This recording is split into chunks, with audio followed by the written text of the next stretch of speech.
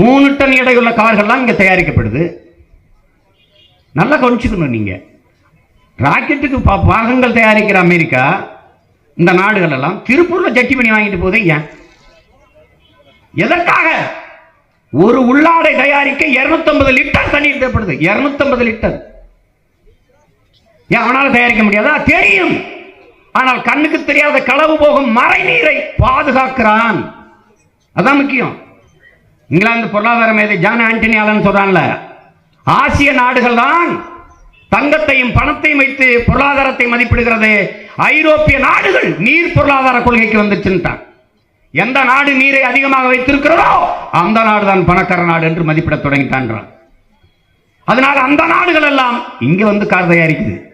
கொண்டாய்க்காரன் நிறுவனத்துக்கு அவனுக்கு உரிமையாளருக்கு என்ன தமிழ்நாட்டு இளைஞனுக்கு வேலை கொடுக்கணும்? மாரியாத்தா கோயிலில் வேண்டிட்டு வந்தானா? இல்லை எந்த கோயிலில் வேண்டிட்டு வந்தா? அவனுக்கு என்ன?